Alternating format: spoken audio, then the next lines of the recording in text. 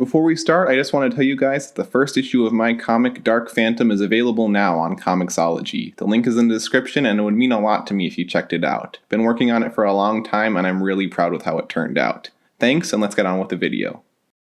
Hey, welcome to Classic Media. I'm Jack, and 2019 has come and gone.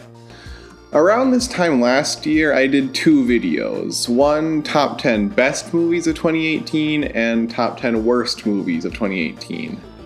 This was a very bad idea, so this year I'm keeping it all in one video. Except in 2019, I saw a lot of good movies, so instead of doing a top 10 best and top 10 worst list, I decided to just do a top 20 best list. So, here we go. Okay, if you're missing my top 10 worst list, here it is. If you want me to go into any more detail, I already have full videos about a few of these movies with more planned in the future. Also, just a quick FYI, I really wanted to see Honey Boy before I made this list, but I missed out on seeing it in theaters, and I have no idea when it'll be available for streaming. Based on everything I've heard about it, it sounds like it'd be right up my alley, but for now, it'll just be a glaring omission from this list. Okay, with the preamble out of the way, let's get started. Number 20, Parasite. Okay, starting off the list with a kind of controversial opinion. Cool. Since this movie came out, critics across the board have been giving it perfect 10 out of 10 scores, calling it the best movie of the year, the decade, and for some it's their new favorite movie ever made. And I think it's good. Not great, not amazing, good. The biggest strength of the movie for me comes from the performances. Usually in foreign movies like this, it's hard for me to tell when someone is doing a good job in their roles, but the actors in Parasite give performances that cross the language barrier and really sell their characters. Plus, I thought there was a lot of witty dialogue, a creative setup, and suspenseful scenes so tense that I had to leave the theater and splash cold water on my face at one point in the third act. But beyond that, I just don't get what people see in this movie. If you love Parasite, that's fantastic, but all these critics are saying that it has this genius social commentary, and does it? I don't know, it just seems to be saying the same thing every movie with social commentary in it this year has said. It's saying it well, but by the third or fourth time I hear a movie say capitalism bad, I just have to sigh and say, yeah, okay, I get it. Who knows, maybe someday I'll wake up and I'll see this movie for the masterpiece everyone seems to think it is, but for now I can't see it as anything beyond just good. Number 19, The Lighthouse. Cool, another controversial opinion on a movie that most critics are hailing as a perfect film. If you're familiar with my taste in movies, you'll know that I tend not to jive with abstract stuff like this. And coming out of the theater, I remember thinking I appreciated the movie, but wasn't so sure if I liked it. The attention to detail in this movie is incredible. Obviously, the aspect ratio and the fact that it's in black and white are there to make it feel like an old movie, but everything down to the locations, set designs, and shot compositions all came together to make it really feel like an old Universal monster movie from the 30s. It's tough to describe what this movie's about. I mean, the easy answer is that it's about Willem Dafoe and Robert Pattinson as old-timey lighthouse keepers who slowly lose their minds. But if you want to go any deeper than that, well, you're on your own there, buddy. The Lighthouse is the kind of movie where two people can watch the exact same thing and have completely different interpretations of what happened. The movie gives its viewers a rich well of things to think about, and the more I do, the more I find myself liking it. At the very least, I'm glad I watched it and really want to see it again someday. Number 18, Missing Link. I don't hear a lot of people talking about this one, but I really enjoyed it. Leica movies never really get the respect they deserve at the box office, and this one certainly doesn't have the same grand scale that their previous greats like Coraline and Kubo had, but Missing Link has such a friendly tone that honestly reminds me of the first Winnie the Pooh movie. It's a fairly simple movie with a message that I guarantee you've seen in other movies before, but Missing Link is just so perfectly and delightfully British with its execution that I loved it. Sometimes you just want a movie that makes you feel warm and comfortable, and Missing Link is just that. Number 17, Ford v Ferrari. This was definitely the most Oscar-baity movie I saw this year, but that's not always a bad thing. Far and away, my favorite part of the movie was Christian Bale as Ken Miles. The subtle tics he gives his character makes him feel so real. At the end of the movie, we see a picture of the real Ken Miles, and I was blown away by how similar to him they were able to make Christian Bale look. On top of that, the sheer passion his character has for cars is incredibly infectious. I don't know anything about cars beyond the basics it takes to drive one, but as I was driving home from the theater, I admit I was channeling a little Ken Miles. The one word that defines this movie is passion. It may be about cars, but the passion Christian Bale has for them in Ford v Ferrari can be translated to pretty much anything you can think of. Number 16, Ready or Not. If I had to quickly describe Ready or Not to you, I'd say that it's Get Out if, instead of being an episode of The Twilight Zone, it's an episode of Mad TV. I love the look of this movie. The setting and lighting create this spooky, adjacent atmosphere. The cast is also great. Every single character gets their own chance to shine at one point or another, and they're all memorable and fun to watch. And that's the word of the day for this movie: fun. If you're looking for nail-biting action with a dark and twisted sense of humor, then Ready or Not is for you.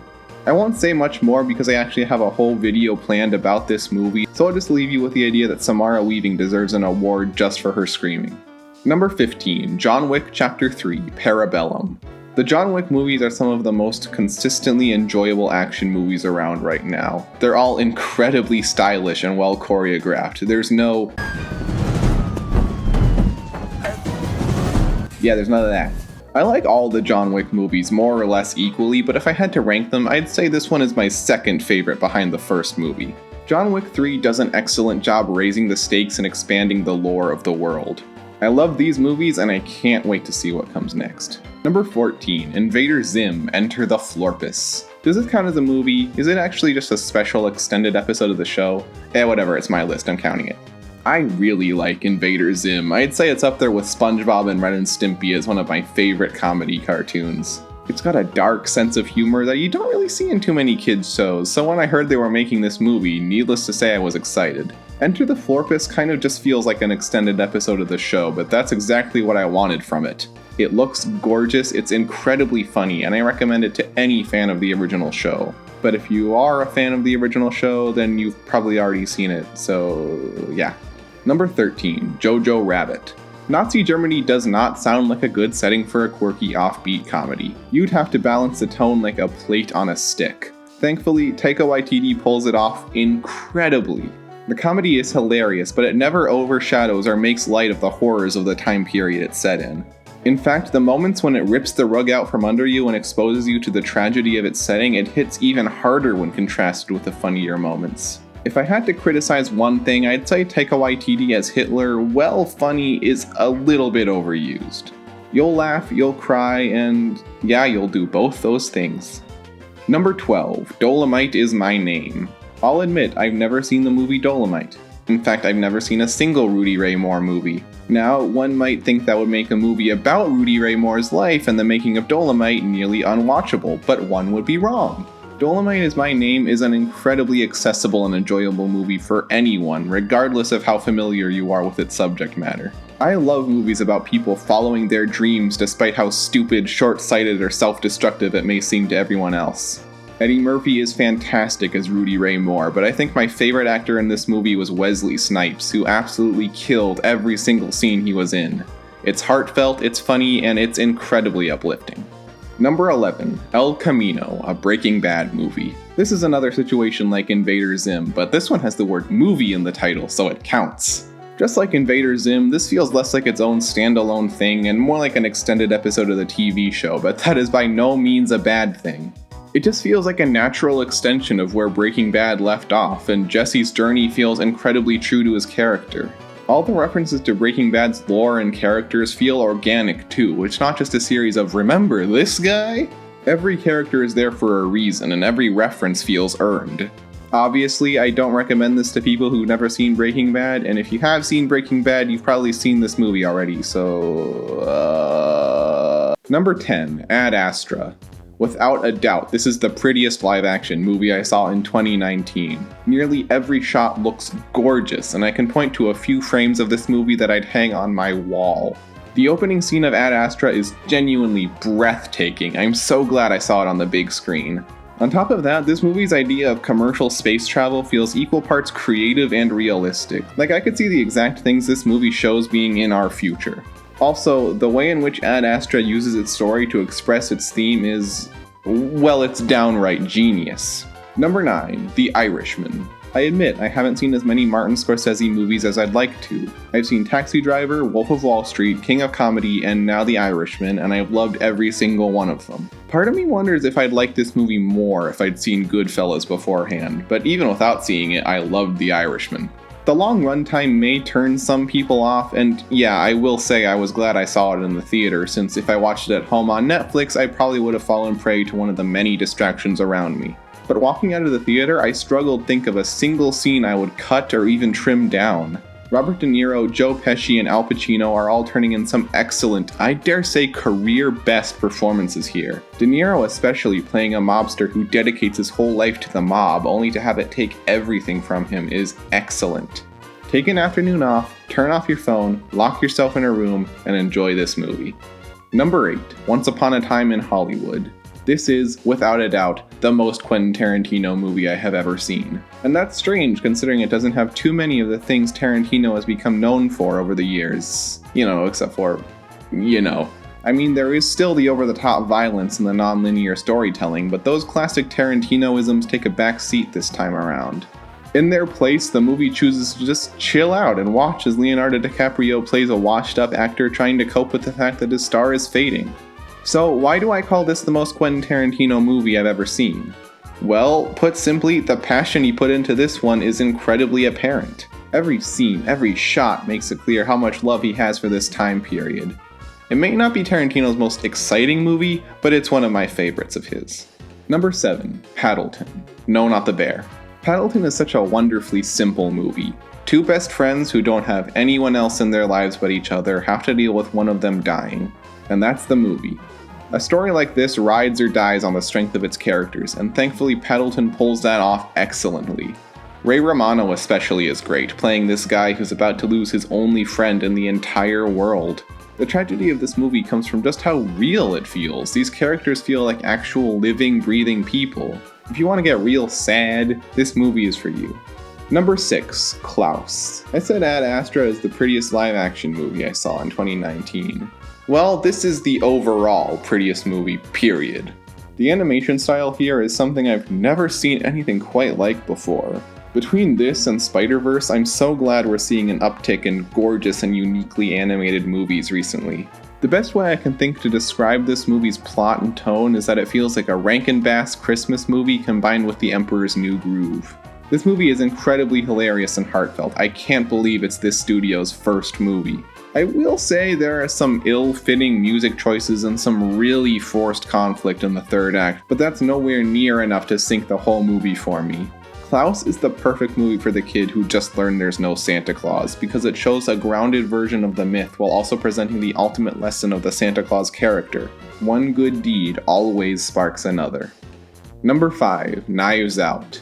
This movie has, without a doubt, the tightest script of the year. Its dialogue is witty, its characters are fun and engaging, its themes are incredibly well expressed, but far and away this movie shines brightest when it comes to its mystery element. Every single thing in this movie is important to solving it, right down to the background elements and seemingly throwaway lines of dialogue.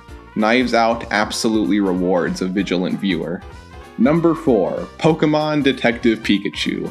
Oh, would you look at that? There goes every single person who may have ever respected my opinions on movies. Okay, just let me explain myself. Objectively, no, Detective Pikachu is not better than every movie below it on this list. But I can't help it, I love Pokemon, and this movie gave me exactly what I wanted. It's clear every single person who worked on it loves Pokemon too, and the world feels exactly what I pictured in my head when I played the games as a kid. Plus, Ryan Reynolds as Pikachu is perfect. Number 3, Shazam. Yeah, I know, I'm putting the dumb, punchy, boom boom superhero movie above the quote-unquote real cinema. I'm not sorry. Look, as much as I love movies, I'm always going to love comics more, and if a movie can translate the things I love about comics to the big screen, then I'm absolutely going to latch onto it more than I would another movie. That's just how I am. And Shazam absolutely delivers on that front. Zachary Levi is perfect as Captain Marvel. I refuse to call him Shazam. Shazam is the name of the wizard, and the way he plays a kid who just suddenly got superpowers is great. He does pretty much everything a kid would think of to do. The movie leaves no stone unturned. It's fun, it's colorful, Look, I like it, okay? Number 2, Marriage Story. This is not a movie, this is real life. The ways this movie is shot, written, and acted are all working in perfect harmony to make everything feel incredibly genuine. Adam Driver and Scarlett Johansson are two of my favorite actors working today, and my god are they fantastic in this movie. The amount of subtlety they bring to their characters is jaw-dropping. Even though both actors play starring roles in two of the biggest film franchises of all time, I still was able to forget who they were and fully believe the reality of the movie. The drama feels so real, too. I know that the scene of the two of them screaming at each other became kind of a meme on Twitter for how cheesy it seems out of context, but within the movie, when you take into account everything that's happened, it's so believable and tragic. Number 1. Joker. Nah, I'm just kidding. Number 1. Cats. The true genius of Cats comes from the character design. Nah, I'm just kidding again. Number 1, Avengers Endgame. Yeah, I know, look at me, it's me, the big Marvel shill, putting the current highest grossing movie of all time above the smaller personal movies. That's me. Look, I can't help it. I've been engrossed in the MCU since middle school. These movies have practically defined my taste in film for the better half of my life. Ever since I saw The Avengers in theaters way back in 2012, this is the movie I've been waiting to see, even if I didn't always know it.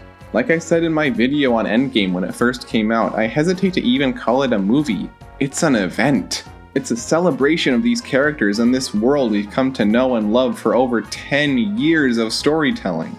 Every single character is given at least one chance to shine, and yet the story never feels messy or unfocused because of it. It's an incredible balancing act that I'm extremely happy exists. And that was my list. If you want, feel free to put your own top 20 or top 10 or top 5 whatever list in the comments below, or just yell at me for putting Detective Pikachu over Parasite. I just realized that I hadn't seen Uncut Gems either. That's another movie that I wanted to see that I think I would probably like. Oops. See you next time, guys.